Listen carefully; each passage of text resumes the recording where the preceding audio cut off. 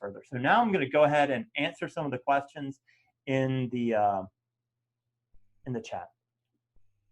Okay, I'm starting with Tyler Spitzillo. With see, hear, feel, do you go through them in order or in whatever order you choose or receive? So it's basically choiceless awareness. You just sit there, you're equipped with your 3 labels to note everything that's arising, and then you just note what is most salient. So like right now, maybe you note here, here. And now, because I can feel the activation of having snapped my fingers, I note feel, feel. So it's just choiceless. So you're just noting whatever's arising. That's the kind of typical way to do it. However, again, you could do a focus form where you just note like just simply, just the feeling of your nose as you're breathing, or you could notice nothing and note nothing but image thoughts. So, okay, I hope that spoke to your question. Jamie, is see, hear, feel something you should do throughout the day or at a set period? Yes and yes. The homework here will be to do 30 minutes a day of formal seated practice, and I'll also go over the formal posture in a few moments. And then also you want to do it as much as you can during the day, and then the kind of minimum is 6 micro hits. But yeah, you can do it throughout the day. Generally speaking, it's going to be very hard to do it while the discursive mind is engaged. So if you're reading something or writing something or talking to someone, very hard. But most of the time during the rest of your day, it's very easy. You know, you're walking the dog and you say, feel, feel. You feel the dog pulling on the leash. Whatever. It's very easy, and you really want to do it during the day because that's where you're going to get the major benefits. Okay, good. I hope that spoke to your question. Okay, Bart asks, what is smell or taste? Yeah, great question. Smell and taste are just rolled into feel. But it's just kind of, they're kind of minor. They're not very important in our experience. See, hear, and feel are much more important and prominent. But if you like, you can totally note or label feel, smell and taste. There's nothing wrong with that. That's perfectly fine. Yeah, so if you smell the burning firewood, you could either note feel, which would be a little bit, frankly, retarded, or you could just note smell. Okay, question 2. This one is difficult to explain. For me, see can be both out as a tree, or see in, or I see in. But feel for me is both in and out. Yeah, okay, I understand what you're saying. So for me, Shinzen's, the way he breaks down see, hear, feel into in and out, the see and the hear are completely intuitive. The feel, I think, is actually somewhat more arbitrary and doesn't make a lot of sense.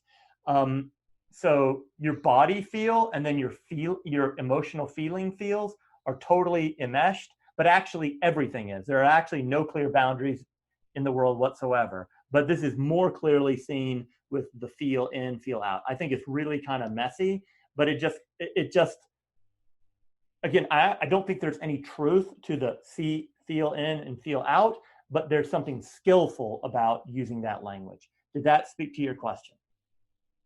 Okay. Yes, thank you very much. Awesome. Okay, sure, thank you. Okay, DJ says, can you elaborate on the restful states? So we're going to be doing a whole class on restful states, but for example, so, rest would also be the typical rest, like, oh, you feel restful, you feel calm, etc. So that could be rest, but also the rest in Shinzen's system focuses on deactivation. So put your attention on your left foot, and maybe nothing's happening in your left foot. So you could just note rest, rest. Whereas again, take your right fist and tense it, really feel the right fist, and then that's very active. And so you could note feel, or you could even note the word activation, and then that releases. And then the releasing of it is a move from activation into restfulness. So you could note rest as you're kind of inclining towards rest. But again, we're going to do a whole class on that. Okay, very good. Steve asks, do we let a see, hear, feel sensation come up itself, or can we choose to focus on something in particular? Actually, either. more typically is done choiceless awareness, but if you want to focus on a certain set of sensory experiences, it's perfectly fine. And I think it's actually very useful to do. All right, I hope that spoke to your question. Matt asks, just to clarify, if you meditate with your eyes closed, the C part is going to be a mental image if they arise. Yes, that's correct. Or do you recommend trying it with eyes open? Actually, I recommend that you do it both ways. I think that eyes closed helps with concentration, but then eyes open is really fantastic practice, as it really helps bridge the formal seated practice into daily life practice. And again, I think daily life practice is in many ways more important than formal seated practice.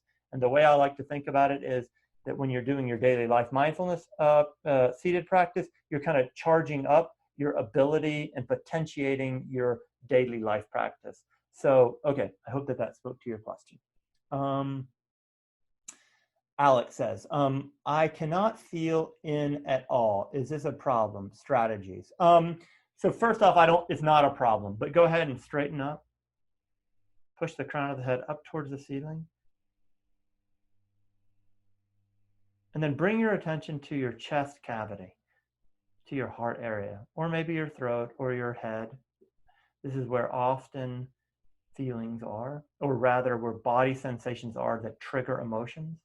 And so go ahead and notice one particular sensation and then see if you can relate that to an emotion. Like right now, there's just a pressure in the chest, and there's just a very mild kind of flavor of sadness, maybe even poignancy, or poignance. And so then I just note feel in. But I'll also say, Alex, that this is a skill that you build.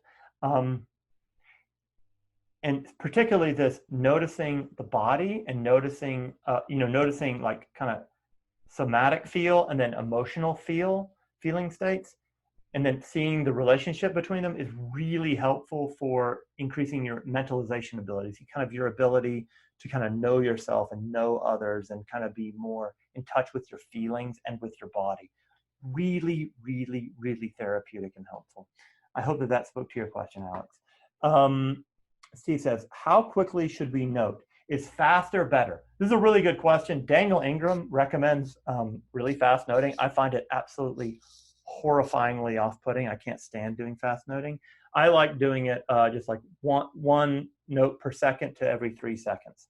And then you just kind of want to find what fits for you. And there's also this idea of like kind of just soaking in. So you can kind of make a note like so. Like right now I feel tension in my chest, so I note feel. Now you can just stay with that emotion until it passes, or rather that sensation until it passes. Or I could move on more quickly. So it's kind of up to you, but the kind of soaking in is also a very good practice, and that kind of brings a little bit more equanimity and concentration into the practice. Okay, good.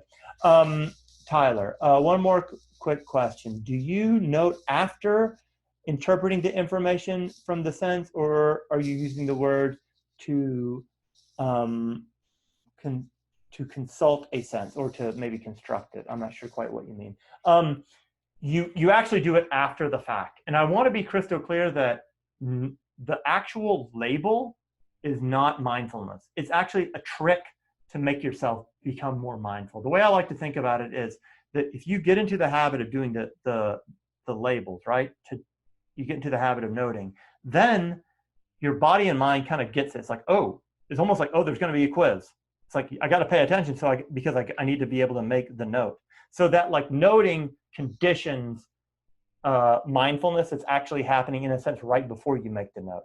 So it's kind of just a way to really trick yourself into becoming mindful. So it's kind of strange in that regard. I hope that spoke to your question.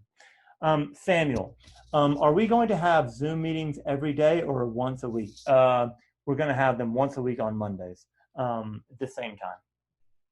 Okay.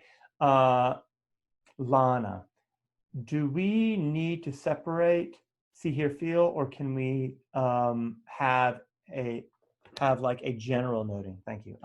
You want to note see, hear, or feel at any given time.